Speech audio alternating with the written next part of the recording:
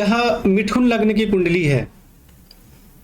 सबसे पहले देखिए इस कुंडली में 1 2 3 4 5 6 7 8 ग्रह जो है वो चलित कुंडली में बदल जा रहे हैं, इसलिए इसका फलादेश दो तरह का होगा और दोनों ही प्रकार के फलादेश पे हमें ध्यान देना पड़ेगा। कई बार मैंने देखा है कि लग्न कुंडली एवं चलित कुंडली दोनों के ही फलादेश मिलते जुलते होते हैं, तो इसलिए हमें लग्न कुंडली और चलित कुंडली दोनों के अनुसार ही फलादेश देखना पड़ेगा और उपाय भी करना पड़ेगा। सबसे पहले सूर्य के विषय में चर्चा करते हैं। तो सूर्य इस कुंडली में तृतीय भाव के स्वामी हैं और नवम भाव में विराजमान है और केतु के साथ विराजमान है। देखिए गुरु एवं बुध के साथ भी विराजमान है, परंतु इनसे सूर्य पीड़ित नहीं होते हैं। तो सूर्य यहाँ नवम भाव में केतु के साथ विराजमान है और इस पर राहु की दृष्टि है, यानी नवम भाव में सूर्य पीड़ित हो रहे हैं, जिसके कारण भाग्य की उन्नति में कठिनाइयों का सामना करना पड़ता है। उच्च शिक्षा प्राप्त करने में भी परेशानी होती है, धर्म का पालन ठीक से नहीं प्राप्त हो पाती है और भाई बहन के सुख में भी कठिनाई एवं परेशानी होती है। परंतु चलित कुंडली में जो सूर्य कहाँ चले जा रहे हैं, दसम भाव में प्लस लिखा हुआ है, देखिए तो यहाँ से एक घर आगे चले जा रहे हैं और राहु भी यहाँ से यहाँ आ जा रहे हैं। तो दसम भाव में यदि चलित कुंडली के अनुसार क्या होगा, पिता राज रोजगार के क्षेत्र में कठिनाई एवं परेशानी होगी। तो मतलब दोनों ही कुंडली यानी कि लग्न कुंडली और चलित कुंडली दोनों में ही सूर्य पीड़ित हो रहे हैं। यहाँ पीड़ित होंगे तो भाग्य की उन्नति में परेशानी, यहाँ पीड़ित होंगे तो पिता राज रोजगार के सुख में कठिनाई एवं परेशानी। तो हमें दोनों ही स्थिति में उपाय तो एक ही करना पड़ेगा कि सूर्य का मंत्र जाप करें, जल अर्पित करें, रत्न नहीं धारण करना है, राहु केतु से संबंधित दान एवं उपाय करें। चंद्रमा इस कुंडली में धन भाव के स्वामी है और दसम भाव में विराजमान है। तो दसम भाव में विराजमान है लेकिन यह शनि के साथ विराजमान है, यानी कि धन एवं कुटुंब के स्वामी आपके दसम भाव में शनि के साथ विराजमान है, जिसके कारण पिता राज रोजगार के क्षेत्र में कठिनाई एवं परेशानियों का सामना करना पड़ता है और धन एवं कुटुंब के सुख में भी कठिनाई एवं परेशानी होती है। और यदि चलित कुंडली में देखेंगे तो चंद्रमा यहाँ से एकादश भाव में चले जा रहे हैं। देखिए यहाँ भी चंद्रमा में भी प्लस है, तो चंद्रमा यहाँ से एकादश भाव में चले जा रहे हैं।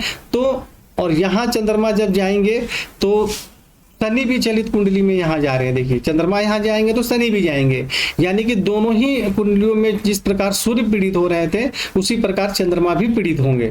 तो यहाँ पीड़ित होंगे तो पिता राज रोजगार के क्षेत्र में कठिनाई एवं परेशानी होगी, यहाँ पीड़ित होंगे तो आमदनी प्राप्त करने में कठिनाइयों का सामना करना पड़ेगा।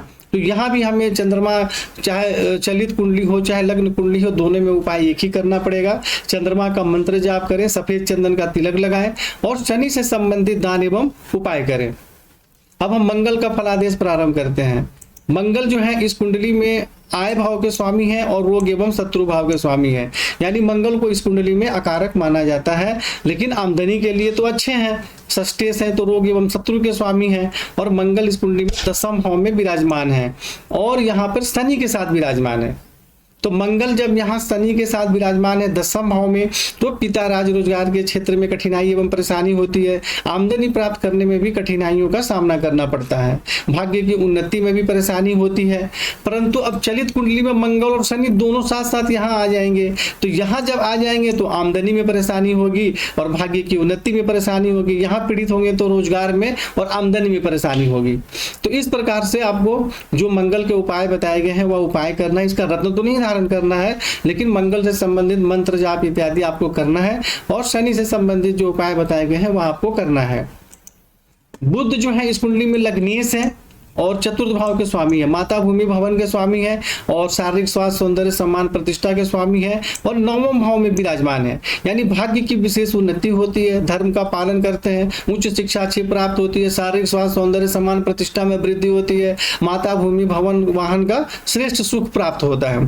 परंतु यहाँ से बुध भी चलित कुंडली में यहाँ आ गए तो बाकी फलादेश वही होगा।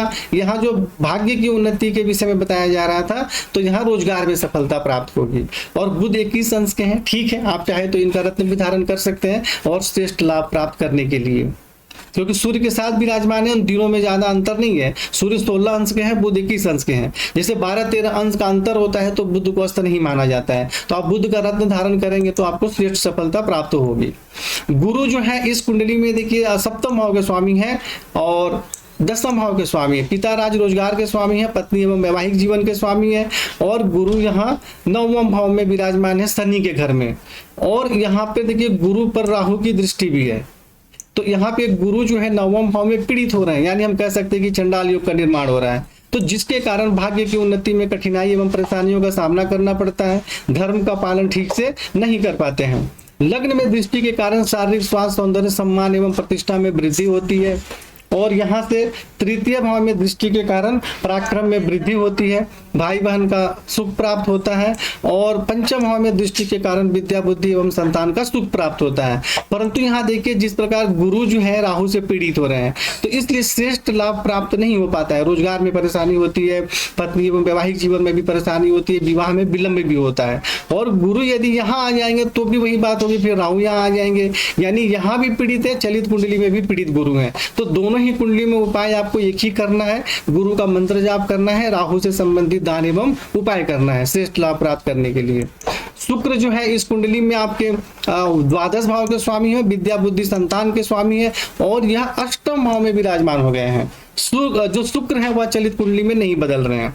तो शुक्र के यहाँ विराजमान होने से विद्या, बुद्धि, संतान के सुख में कठिनाई एवं परेशानी होती है, परंतु आयु में वृद्धि होती है। बाहरी स्थानों के संपर्क से जीवन में सफलता प्राप्त होती है। और शुक्र यहाँ से द्वितीय भाव में दृष्टि डालेंगे तो धन एवं कुटुंब के सुख में सफलता प्राप्त होती है। परंतु शुक्र बिल्कुल कमजोर है, आपको शुक्र का रत्न धारण करना चाहिए। यहाँ पे शुक्र का रत्न धारण करना अत्यंत ही आवश्यक है। शनि जो है इस कुंडली में 10वें भाव में विराजमान है। और शनि किसके स्वामी है? भाग्य के स्वामी है और आयु के भी स्वामी है। शनि यहाँ विराजमान है, लेकिन वह मंगल और चंद्रमा के साथ विराजमान है। मंगल और शनि साथ में बैठते हैं तो ये अच्छा योग नहीं होता है, परंतु दोनों में दूरी ज्यादा है। देखिए ये 3 अंश के हैं और शनि 24 अंश के हैं, दोनों में बहुत ज्यादा दूरी है। और तो यहाँ पे कुछ ना कुछ तो पीड़ित जरूर करेंगे शनि, चंद्रमा एवं मंगल को। जैसे अंशात्मक दूरी हो जाने से उसका प्रभाव बहुत ज्यादा नहीं होगा, लेकिन होगा जरूर, कम होगा। तो यहाँ पर मंगल और चंद्रमा के साथ जब शनि विराजमान हो गए तो पिता राज रोजगार भाग्य की उन्नति में कठिनाई एवं परेशानी होती है। यहाँ से 12वें भाव में दृष्टि के कारण बाहरी स्थानों के संपर्क से सफलता प्राप्त होती है।